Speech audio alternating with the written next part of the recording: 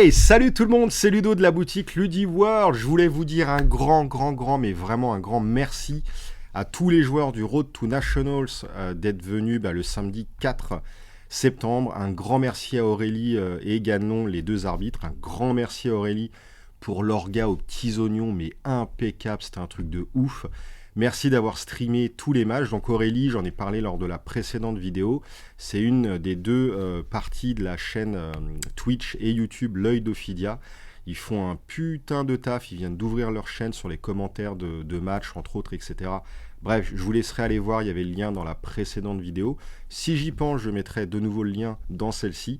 Donc un grand merci à tout le monde. C'était vraiment super cool. Je vous cache pas que j'ai été un petit peu stressé de l'événement. Non pas par rapport à la communauté, parce qu'il y a la plupart des joueurs qui étaient, que je connaissais un petit peu de mon Discord. Je crois que tous les joueurs étaient présents, viennent de mon Discord, sont en tout cas présents de mon Discord. J'avais un petit peu peur, déjà ça faisait longtemps que j'avais pas fait un tournoi avec autant de joueurs. Alors il n'y avait pas 300 joueurs, c'est pas les gros tournois de Magic Yu-Gi-Oh! Évidemment. Mais pour ma part, les derniers gros tournois que j'avais fait, c'était du Netrunner, Android Netrunner. J'en avais fait pas mal entre 2013 et 2016, à 48, 64 joueurs parfois, qui étaient quand même, ça commençait à être des grosses orgas. Donc là, c'était prévu pour 32 joueurs. D'habitude, ici, c'est des tournois à 8, 16 joueurs. Voilà, donc c'était... Voilà... un petit peu le renouveau pour moi des gros tournois, donc je stressais un petit peu pour ça. La boutique, bon là, vous en rendez pas forcément compte, mais elle fait pas non plus 3000 mètres carrés. Voilà, donc je stressais un petit peu de comment ça allait se passer et tout, et en fait c'était juste mais super. On avait fait de la place, on avait tout agencé de manière à ce qu'on puisse circuler du mieux possible. J'avais acheté les petites bonbonnes d'eau, il y avait le café, la clim, c'était vraiment super appréciable. Je vais vous passer des petits morceaux de vidéo, des petites photos durant toute cette vidéo. Et voilà, c'était juste pour vous dire merci. Franchement, c'était super cool. La communauté, elle est fantastique. Tout le monde est bienveillant. Tout le monde est super cool. Ça se chambre, ça fait des petites blagues. Ça peut être sérieux quand il faut être sérieux. Mais ça s'est super bien passé. Il y avait une grande diversité dans les héros, dans les decks. Je peux vous faire voir. Hop, j'ai publié cette image déjà sur les réseaux, mais là écoutez, on peut regarder. Il y avait du Viscerail, du Cano, du Bravo, du Prisme, du Lévia, du Rinard, coucou Sylvain, Dash, Chain, Boltin, Dorinthea et Katsu à 25%. Il y avait quand même une forte dominance Ninja Katsu.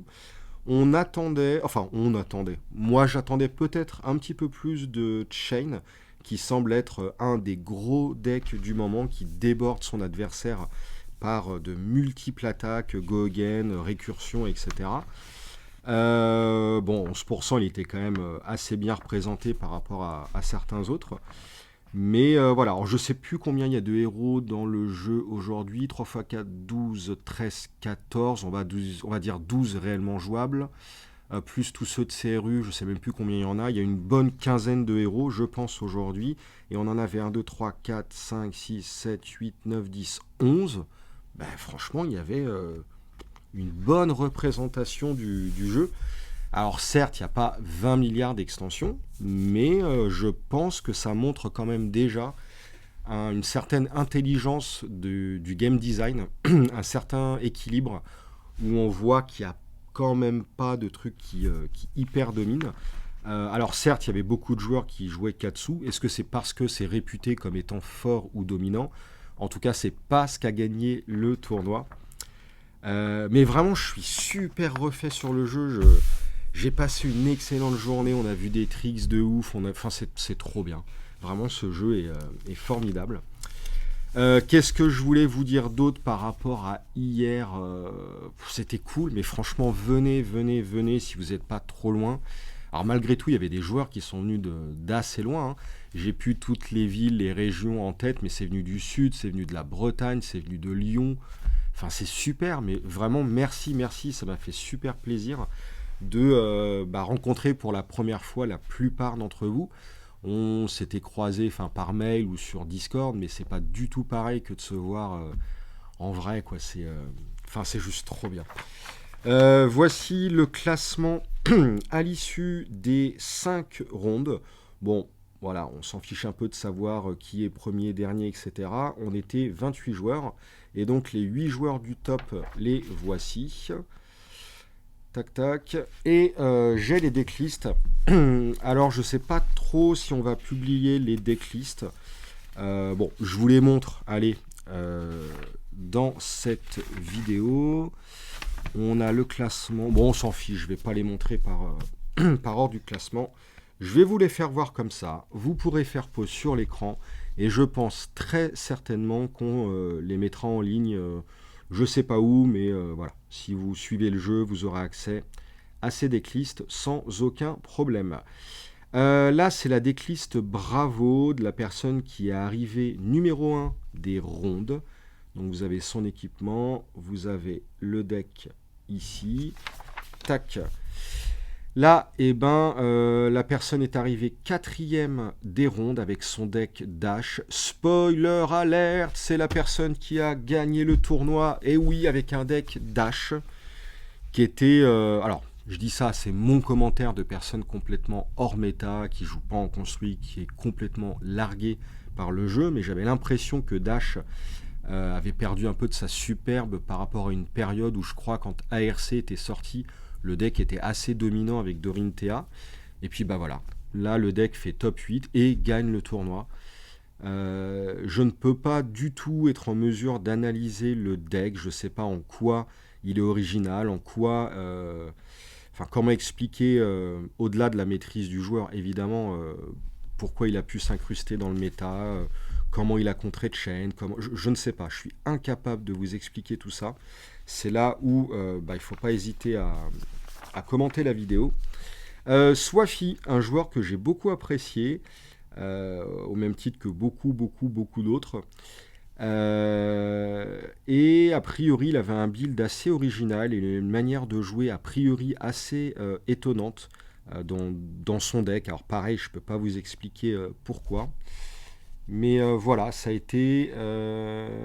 Attends, c'est lui qui a fait la finale? Oh, je ne sais plus.